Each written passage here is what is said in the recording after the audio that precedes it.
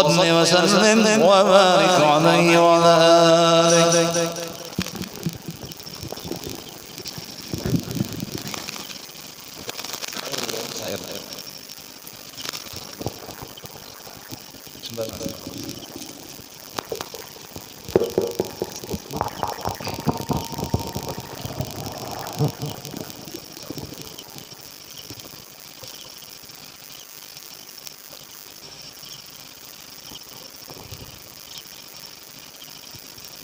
اللهم صل وسلم على سيدنا محمد وعلى آل سيدنا محمد. رب فاجعل مجتمعنا غاية حسن الختام. رب فاجعل مجتمعنا غاية حسن الختام. وعدنا ما قد سألنا من عطاياك الجسام. وعدنا ما قد سألنا من عطاياك الجسام. واكرم الأرواح منا بلقاء خير الأنام.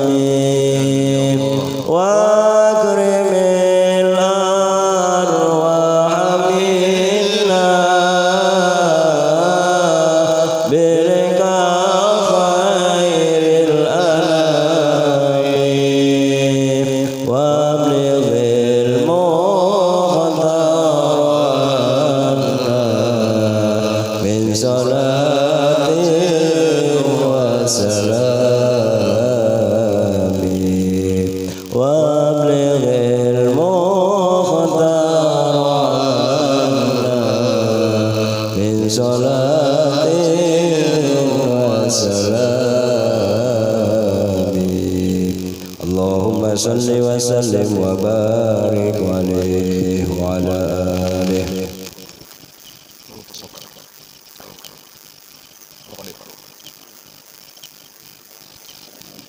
اللهم صل وسلم وبارك عليه وعلى آله. هو النور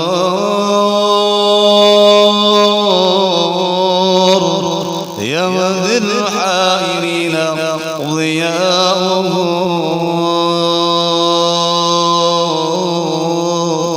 هو النور يهدي الحائرين ضياؤه.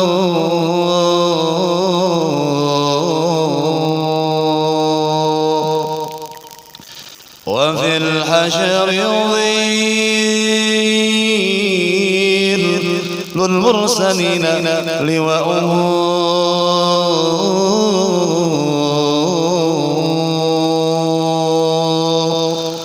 وفي الحشر ظل المرسلين لواؤه.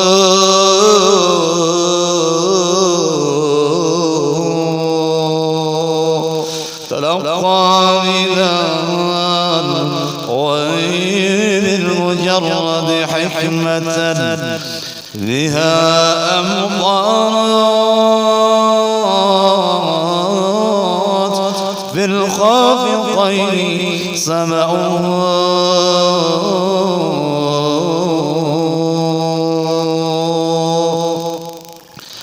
أيا نازحا عني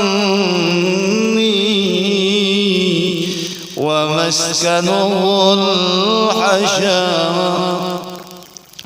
أيا نازحا عني ومسكنه الحشاء أيا نازحا عني ومسكنه الحشاء أجب من معنا كل النواحي نداؤه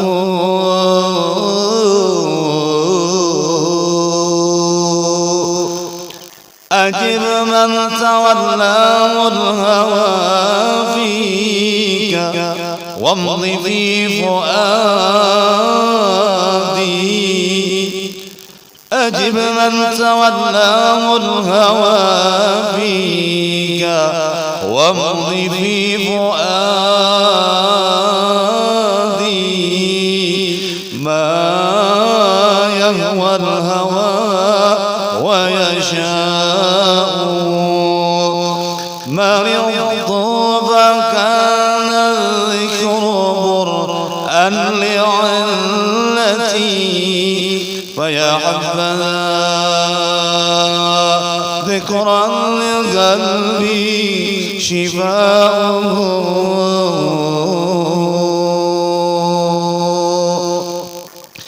إذا علم عشاق دائي فقل لهم فإنا لله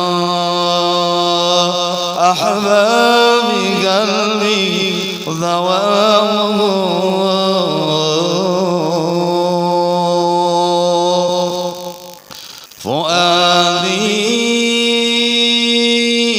فؤادي بخير المرسلين مولع فؤادي بخير المرسلين مولع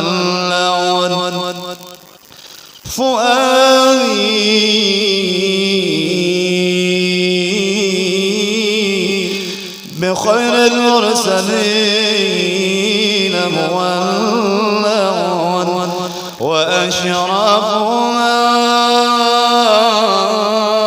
يحلو لسمعي ثناؤه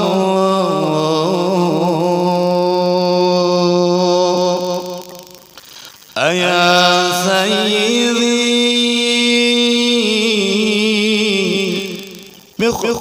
قلبي بخير المرسلين مولع أيا سيدي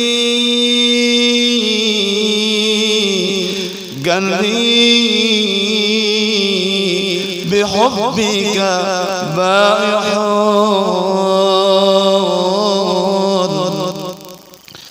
أيا سيدي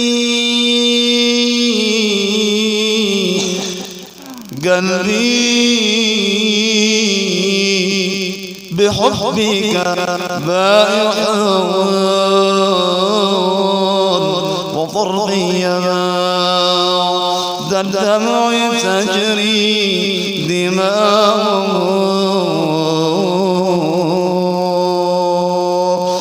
فيا ربي شرفنا برؤية سيدنا وأجل صلاة قلب الكثير صداه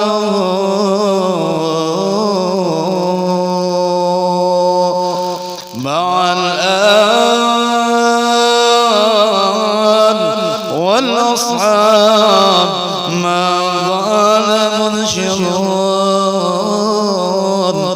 هو النور يهدي الحائرين ضياؤه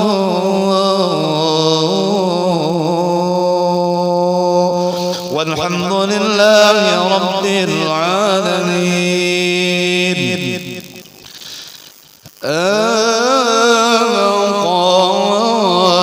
قلبي يا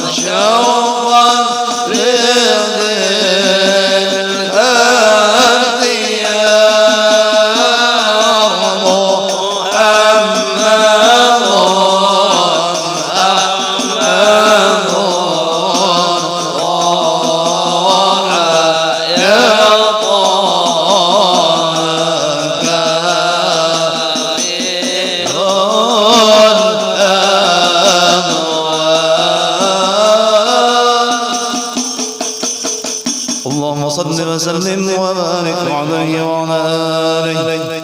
النبي وعلى النبي سلسلة الفاتحة.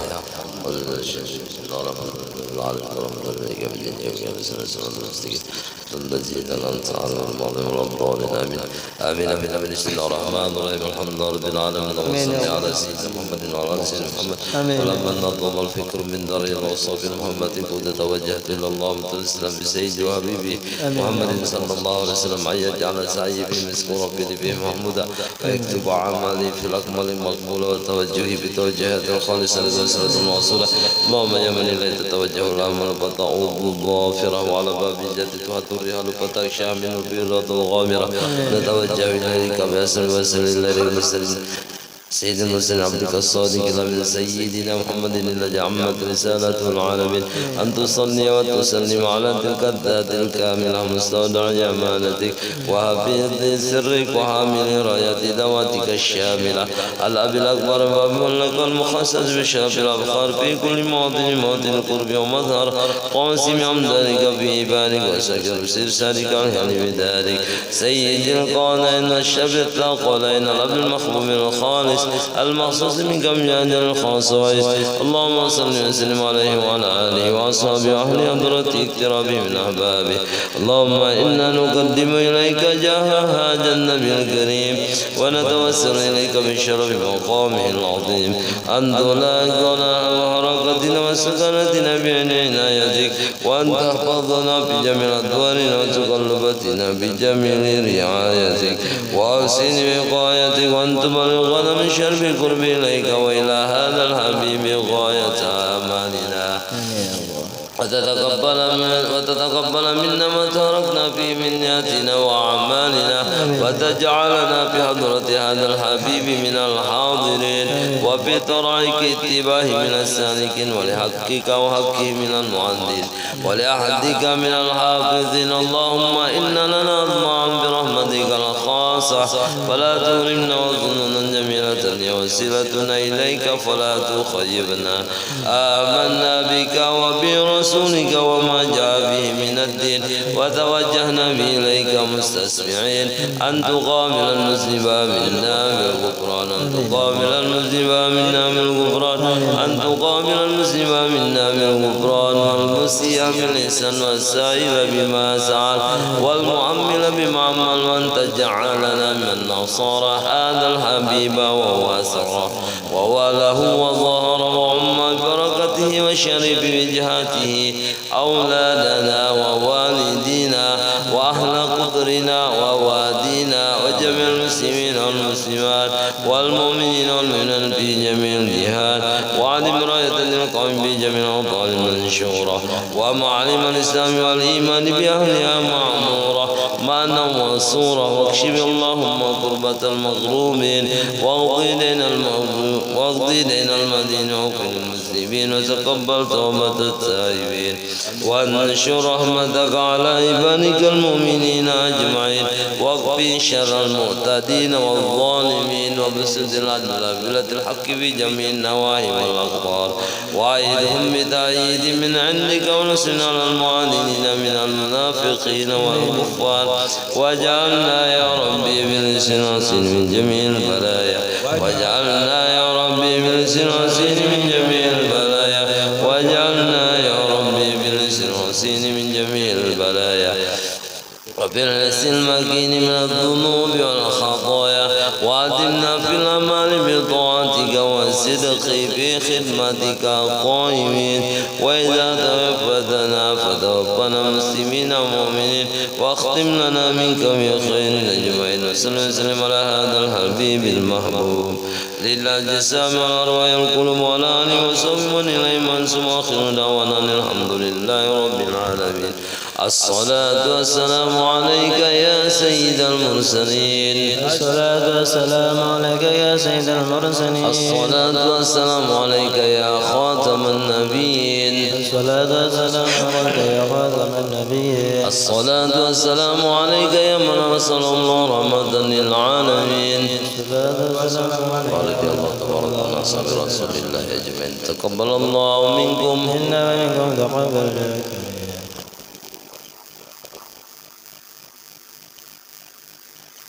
بسم الله الرحمن الرحيم الفاتحة بالنية القبول وتمام كل سل ومعمول وحضرة سيدنا ونبينا الرسول صلى الله عليه وسلم وأهل بيت الكرام والصحابة والقرابة والتابعين وذريته أجمعين ثم إلى روح سيدنا الحسن البصري وسيدنا الجنيد بغدادي وسيدنا عبد القادر الجيلاني وسيد محمد بن عبد الغني السمن المدني ومولانا سيد محمد أسد بن عبد الله كلمبين البنجري وسيد محمد كسب الأنوار بن حج إسماعيل البنجري وسيد سيد محمد بن أمين قطبي المكي وسيد محمد شرواني عبد الباقر والبنجري وسيد محمد سمن بن موليا وسيد محمد سلمان بن عبد الجليل وسيد محمد زين بن بن عبد الغني البنجري ووصولهم وفرم أن الله يغفر لهم ويرحمهم ويعلي درجة بالجنة ويعيد عليهم بركتهم وأنوارهم وعلومهم ونفحاتهم بالدين ونفحاتهم وخصوصياتهم وكرامتهم بالدين والدنيا والآخرة ويبارك لنا في أولادنا وذريتنا ويرزقنا ببرهم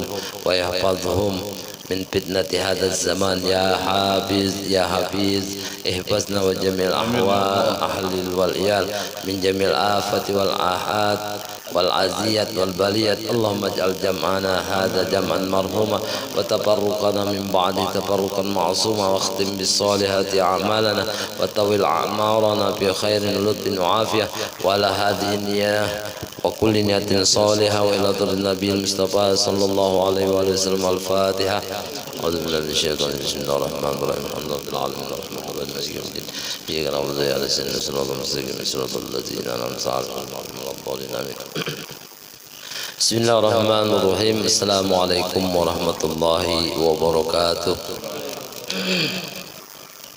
الحمد لله الذي اختص قوما لمحبتي وأقام قوما لخدمته، والصلاة والسلام على أشرف الأنبياء والمرسلين سيدنا ومولانا محمد الأمين وعلى آله وأصحابه أجمعين. أما بعد، وهذه ورقة القليلة تحوي على معاني الجزيلة ومناكب عزيزة للعرب رباني العالم الصمداني أبي البدل الذي يتبعه التالي ويرتجو إليه الغالي الشيخ طريقة السمانية والمنطقات البنجرية الشيخ محمد زين بن عبد الغني البنجري، وسميناها بغية المحبين. Alhamdulillah, segala puji bagi Allah yang telah mengumpulkan kita di tempat ini dalam rangka memperingati haul seorang waliullah, seorang ulama yang mengumpulkan ilmu zahir dan ilmu batin, ilmu dan amal yang beliau selalu tekankan, yaitu Syekh Muhammad Zaini bin Abdul Ghani Al-Banjari. Beliau dilahirkan di Martapura. Kan ingat lahir tanggalnya, Kampung Tunggulirang, Martapura.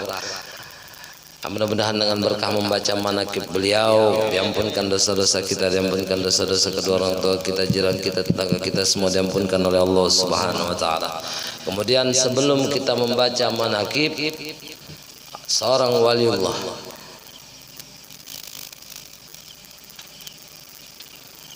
hendaklah kita meyakini bahwasanya beliau memang seorang wali. Hendaklah kita bersangka baik kepada beliau, sangka baik kepada Allah dan sangka baik kepada wali-waliullah. Janganlah kita bersangka buruk kepada Allah dan jangan pula bersangka buruk kepada wali-waliullah. Yang pertama, rumusnya ketika kita ingin mendapatkan berkah, keberkahan dari seorang wali, yang pertama percaya ada wali. Karena bagian dari akidah kita, bagian dari akidah Ahlus Sunnah wal Jamaah, dia percaya adanya waliullah. Kalau tidak percaya dengan wali, bagaimana bisa mendapatkan berkah, madad dari seorang wali, dari seorang yang dicintai oleh Allah Subhanahu wa taala. Allah sebutkan di dalam Al-Qur'an cerita wali. Ala inna awliya Allahi la khaufun alaihim wa lahum yahzanun. Ketahuilah bahwasannya wali-wali Allah, aulia Allah, kekasih Allah itu bagi mereka la khaufun alaihim wa lahum yahzanun, tidak ada ketakutan pada diri mereka, tidak ada kesedihan pada mereka. Itu diantara ciri seorang wali. Jadi ada wali, itu yang paling pertama. Kalau sampean tidak percaya wali, maka sulit mendapatkan karomah atau keberkahan seorang wali. Maka yang berpahamkan, yang mazhab Ahlus Sunnah wal Jamaah, mereka harus percaya wali. Kalau dia tidak percaya wali, maka bukan dari golongan kita. Jadi intinya percaya dulu wali. Kalau sampean tidak percaya, sulitlah mendapatkan keberkahan wali. Dan ciri wali tersebut, dia tidak takut pada apapun dan dia tidak sedih. Dan yang tidak takut kepada apapun hanya kepada Allah yang mereka takutkan. Itu Allah sebutkan di ayat lain, innama yakhsallahu min ibadihil ulama. Sesungguhnya orang yang takut kepada Allah itu hanya golongan ulama. Jadi ulama. Jadi ciri wali yang pertama, dia adalah seorang ulama, alim dia. Tidaklah seorang wali itu, tidaklah menjadi seorang wali kalau dia tidak alim. Maka syarat wali itu dia harus alim. Maka ini masuk dalam kategori guru kita Syekh Zaini bin Abdul Ghani Al-Banjari. Beliau alim luar biasa, dan kealimannya ini dipahami oleh, dikenal, diketahui oleh hampir semua masyarakat Banjar. Keluar Banjar sudah. Hari ini dengan berkah beliau kita berkumpul di tempat ini. Kemarin kita lihat, saya hanya nonton mah di YouTube streaming. Berapa banyak manusia yang kumpul di sana. Tidaklah mudah mengumpulkan manusia seperti itu, kecuali gretek hatinya yang Allah gerakkan untuk hadir ke sana, untuk mencintai seorang wali. Karena mudah-mudahan dengan berkah mencintai wali tersebut, Allah berikan kita, Allah selamatkan kita dari bahaya api neraka, dan diberikan kita syafaat. Karena nanti di hari kiamat ada syafaat para ulama, ada syafaatnya wali-wali Allah.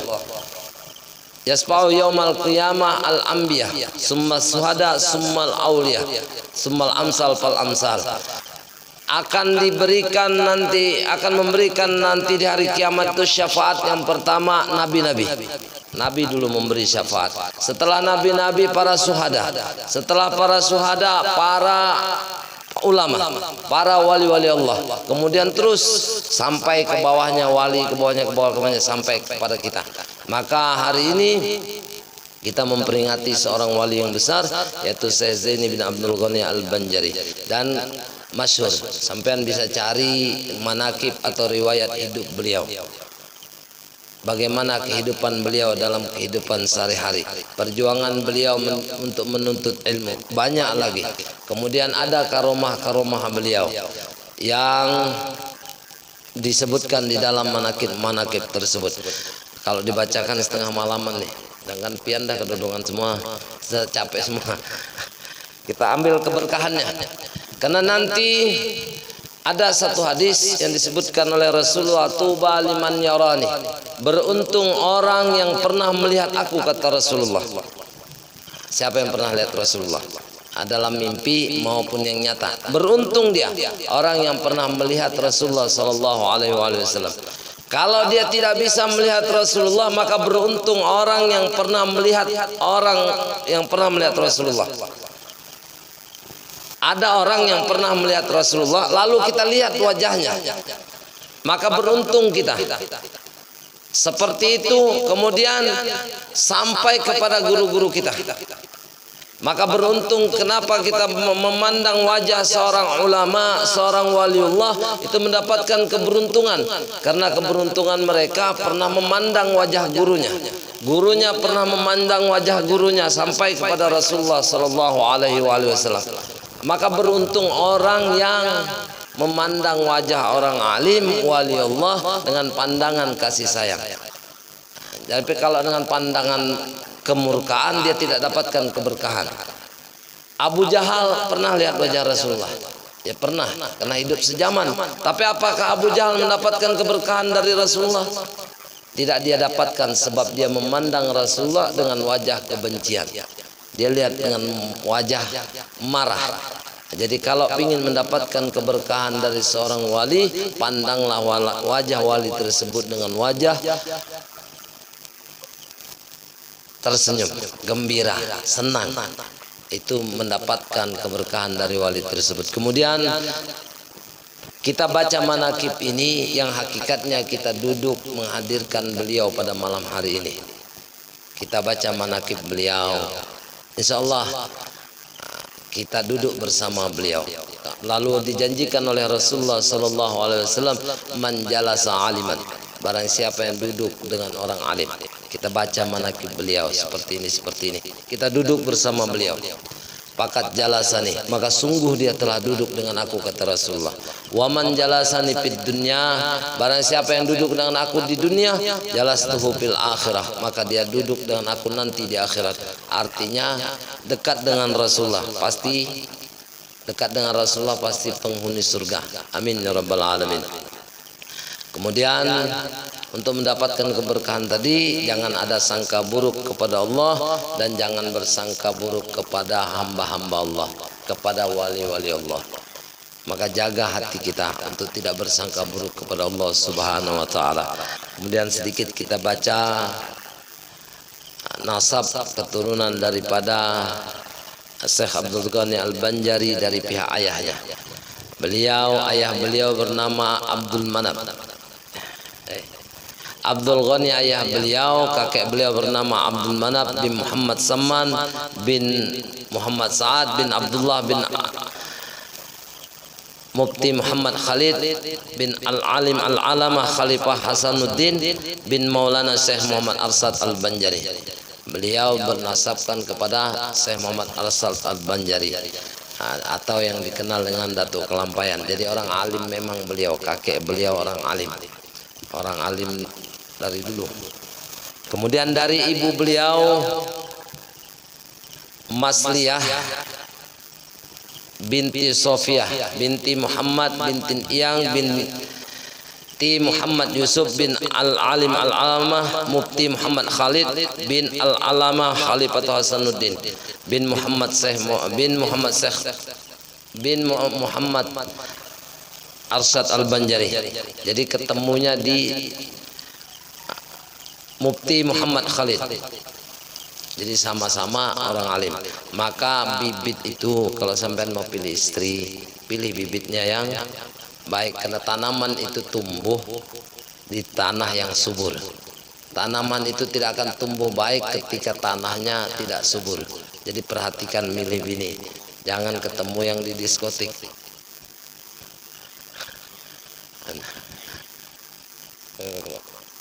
Mungkin cukup aja sedikit. Saya cerita sedikit ketika dulu saya sekolah, ada karomah beliau. Jadi saya ikut satu pengajian di Sekumpul. Hadir saya waktu itu di malam itu. Jadi kalau pengajian di Sekumpul itu, kalau sampean duduk, kalau sampean tertidur, orang sudah habis, jangan harap sandal sampean bisa ketemu. Padahal sandal itu di sebelah sini. Tapi karena banyaknya manusia yang hadir di pengajian malam itu, itu diantara karamah beliau, hampir setiap pengajian beliau itu dipenuhi ratusan ribu orang yang belajar ngaji. Jadi itu diantara karamah beliau. Jadi jarang sekali kita bisa ngumpul manusia, kecuali manusia yang dibukakan oleh Allah Subhanahu wa taala hatinya untuk hadir di sana. Mudah-mudahan dengan berkah Syekh Muhammad Syekh Zaini bin Al-Baghani Al-Banjari, Allah ampunkan dosa-dosa kita, Allah ampunkan dosa-dosa kedua orang tua kita, jiran kita, tetangga kita, semua diampunkan oleh Allah Subhanahu wa taala, dan mudah-mudahan kita kabulkan hajat dunia maupun hajat akhirat. Ala haji niyah wa ila dzurriyyat Nabi sallallahu alaihi wasallam. Al-Fatihah. A'udzu billahi minasyaitonir rajim. يا رب يا الذين آمنوا وتطمئن قلوبهم بذكر الله ألا بذكر الله تطمئن القلوب أفضل ذكر لا إله إلا الله لا إله إلا الله لا إله إلا الله سيدنا محمد لا إله إلا الله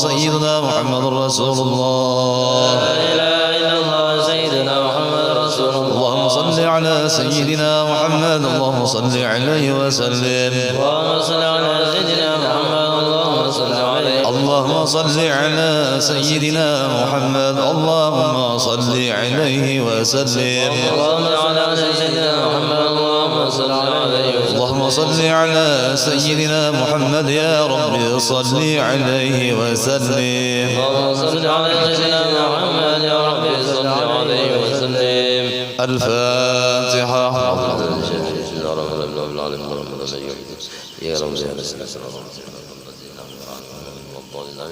آمين آمين آمين بسم الله الرحمن الرحيم الحمد لله رب العالمين اللهم صل وسلم على سيدنا محمد وعلى آله وصحبه أجمعين اللهم اجعل واوصل وحدي وبلغ وتقبل ثواب ما قرأناه وما قرأنا وما علمنا من أنواع الخير بفضلك وجودك وكرمك وإحسانك في هذا المجلس مباركة هذه